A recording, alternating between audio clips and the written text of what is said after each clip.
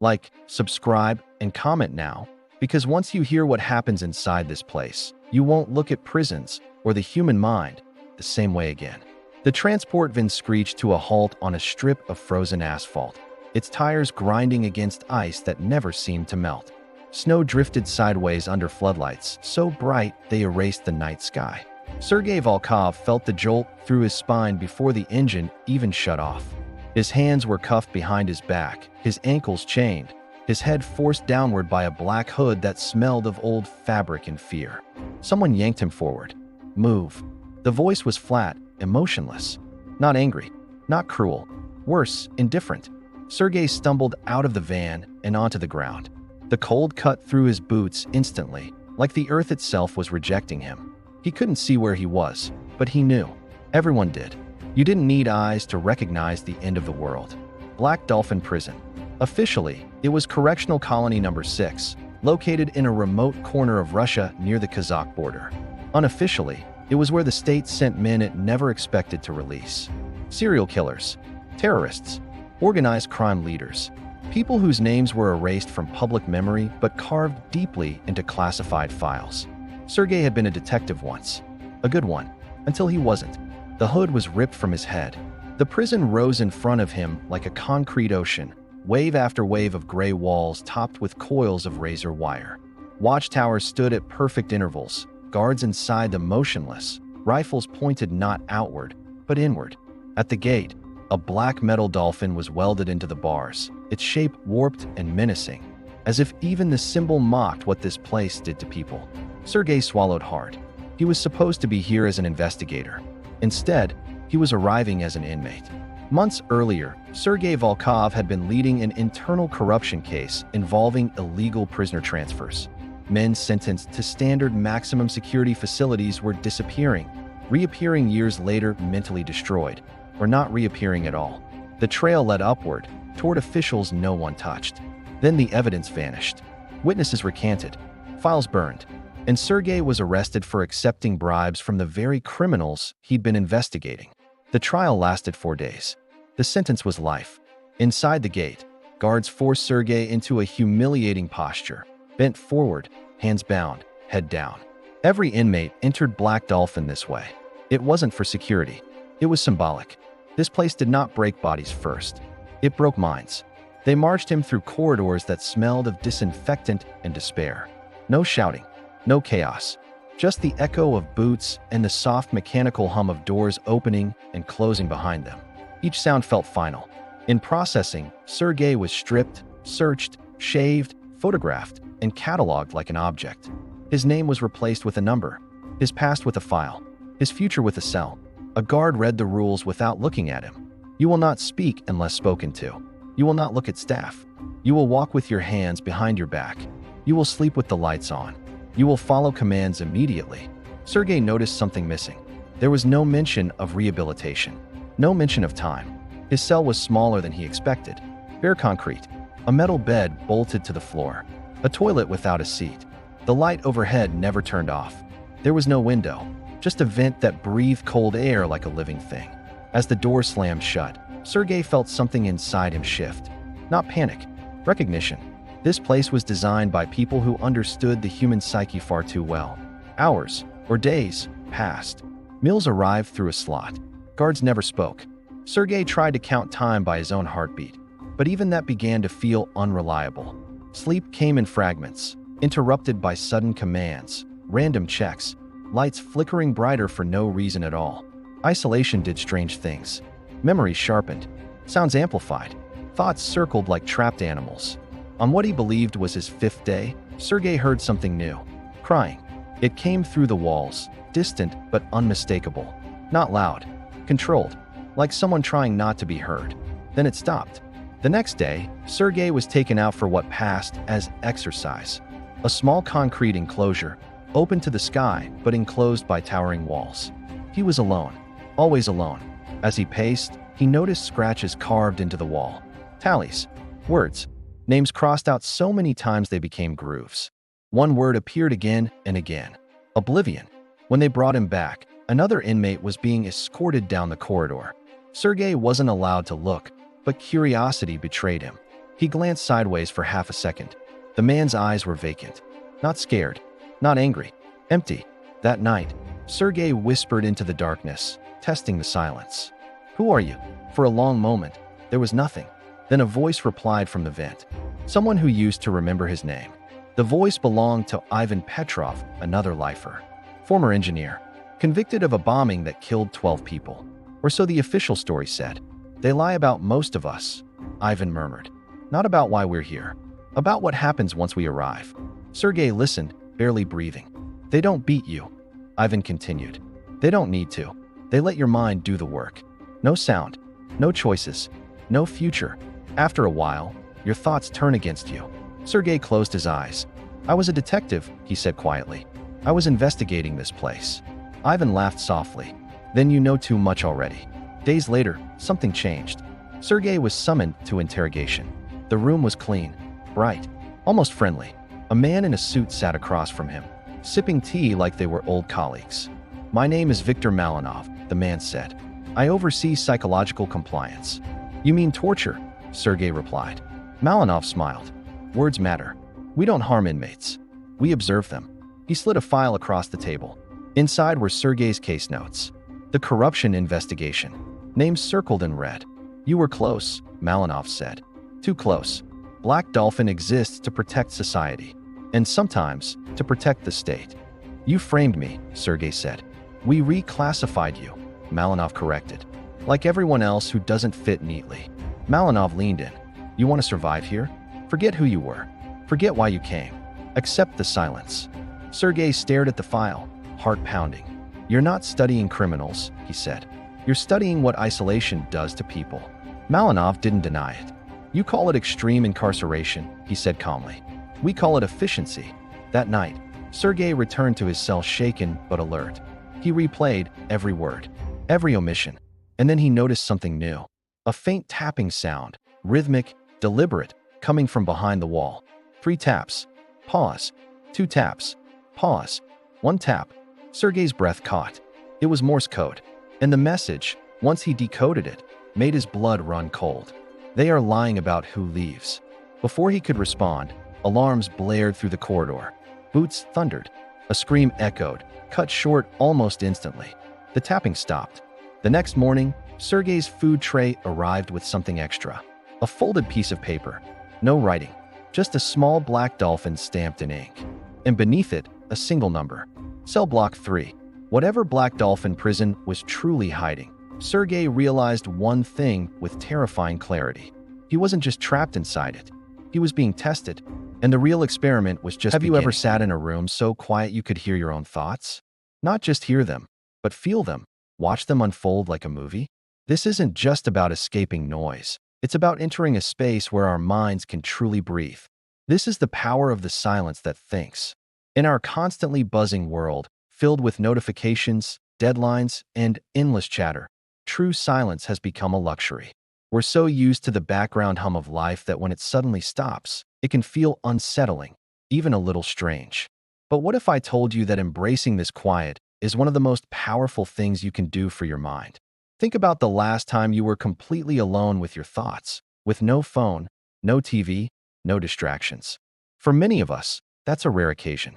We fill every spare moment with podcasts, music, or scrolling. We've become afraid of what we might find in the quiet. But the greatest thinkers, artists, and innovators throughout history understood something fundamental. Breakthrough ideas are rarely born in the midst of chaos.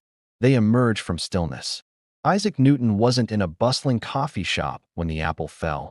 He was in a quiet garden. It was in that moment of peaceful observation that his mind made the legendary leap to the theory of gravity. Albert Einstein famously said his best ideas came to him while he was relaxing, often during his long, solitary walks. The silence wasn't empty for them. It was a canvas. This, thinking silence, is more than just the absence of sound. It's an active state of being. It's when your brain shifts from consuming information to processing it. It's where you connect the dots, where fragments of ideas you've gathered throughout the day suddenly click together to form a brilliant new concept. It's the space where creativity flourishes and deep self-reflection happens. When we're constantly bombarded with external stimuli, our brains are in a reactive mode. We're responding, scrolling, liking, and replying. We're not creating. We're not introspecting. We're just keeping up. But in the quiet, our brain's default mode network kicks in. This is the part of our brain associated with imagination, memory, and future planning. It's like a mental workshop where all the raw materials you've collected are finally assembled. So, how do we find this productive silence in our noisy lives? It doesn't mean you have to retreat to a monastery. It can start with small, intentional acts. Try taking a walk without your headphones. Just listen to the sound of your footsteps, the rustle of leaves. Or spend the first 10 minutes of your morning not reaching for your phone, but simply sitting with a cup of coffee, looking out the window, and letting your mind wander. This practice can feel difficult at first. Your mind might race, filled with to-do lists and anxieties. That's normal. The goal isn't to have a completely empty mind, but to create a space where your thoughts can flow freely without judgment or interruption. Think of it like decluttering a room. At first, it's messy, but as you sort through things, clarity emerges. The silence also allows us to become better listeners, not just to others, but to ourselves. What is your intuition trying to tell you? What are the quiet desires and fears that get drowned out by the daily grind? In the stillness, these whispers can finally be heard. It's where you can honestly check in with yourself and ask, am I on the right path? Am I happy? These are questions that can't be answered while you're multitasking. Neuroscience backs this up. Studies have shown that even short periods of silence can lead to the development of new cells in the hippocampus, the brain region linked to learning and memory. It helps reduce stress and tension by lowering cortisol and adrenaline levels. It's not just a philosophical concept. It's a biological necessity for a healthy brain. Think of your mind like a garden. If you constantly adding new plants and watering them without ever weeding or giving them space to grow, the garden becomes overgrown and chaotic. Silence is the act of weeding. It's tending to your mental landscape, giving your best ideas the sunlight and space they need to blossom. The next time you find yourself with a moment of quiet, don't rush to fill it. See it as an invitation, an opportunity to connect with your most creative, insightful self. Let the silence do its work. Let it think. You might be surprised by the clarity, the peace, and the brilliant ideas that were waiting for you there all along. The challenge, then, is to consciously carve out these pockets of silence. Schedule them into your day just as you would a meeting or a workout. It could be your morning commute in the car with the radio off. It could be a few minutes of just sitting in a park during your lunch break. It's about being intentional. By cultivating this relationship with silence, we're not just escaping the noise of the world. We are stepping into the most profound and productive conversation we can ever have, the one with ourselves.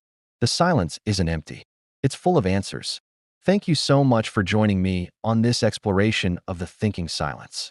If this resonated with you, I'd love for you to subscribe and join our community. Let me know in the comments how you find your moments of quiet. Until next time, find your stillness. Have you ever wondered what remains after a disaster? I'm not just talking about the physical rubble, but the very essence of what makes a place, a community. Today, we diving deep into the aftermath of one of history's most fascinating and misunderstood events, the demolition of the Kowloon-walled city. This isn't just a story about tearing down buildings. It's about what survives when the cage is finally broken.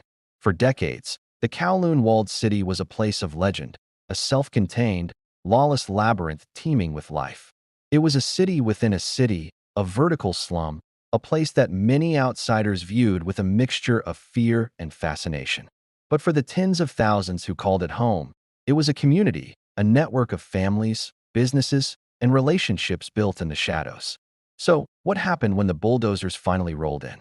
What became of the spirit of this unique place? Let's start with the people.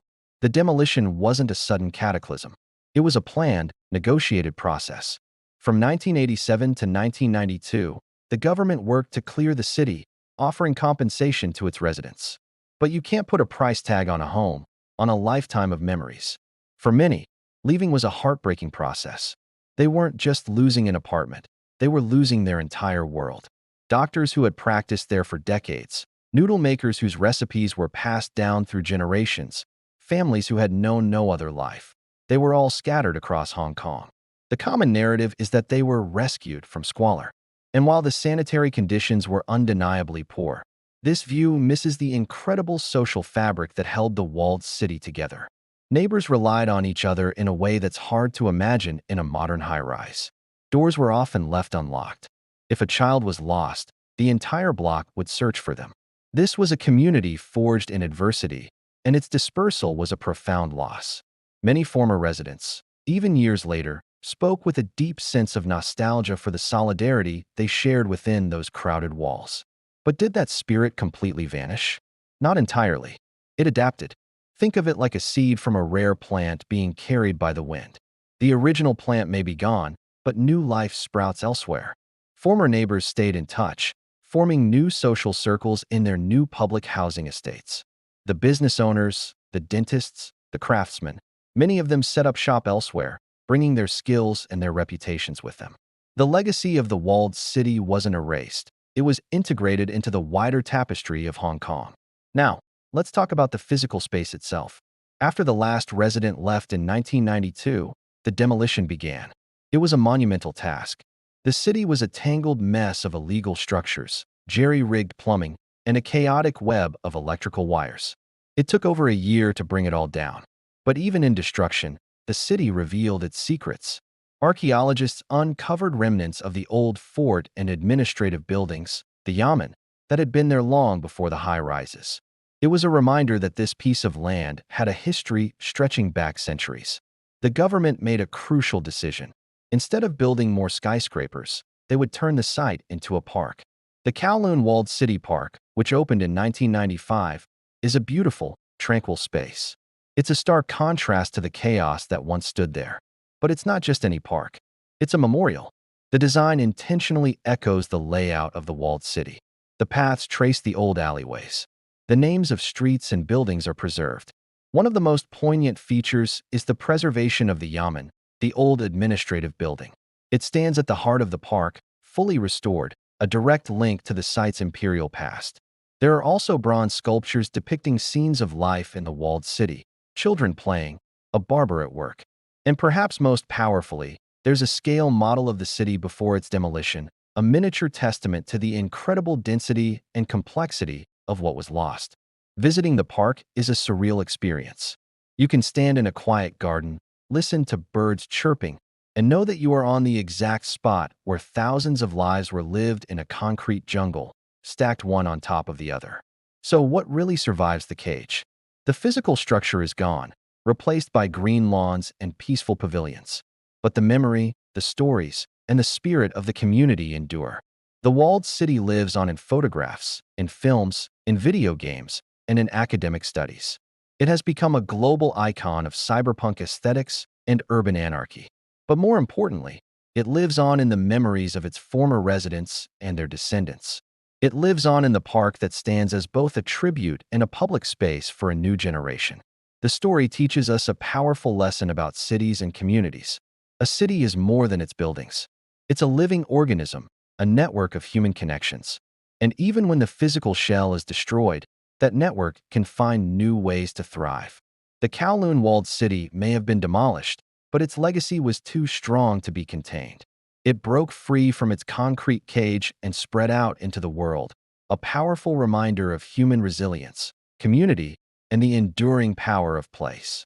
The cage is gone, but the ghost of the city, its spirit, and its stories are very much alive. They whisper through the trees of the park, they echo in the memories of those who called it home, and they continue to fascinate and inspire us all. Thank you so much for joining me on this journey into the past. If you found this story as fascinating as I do, please hit that like button and subscribe for more deep dives into forgotten history. Let me know in the comments what you think. What's your biggest takeaway from the story of the Kowloon Walled City? See you next time.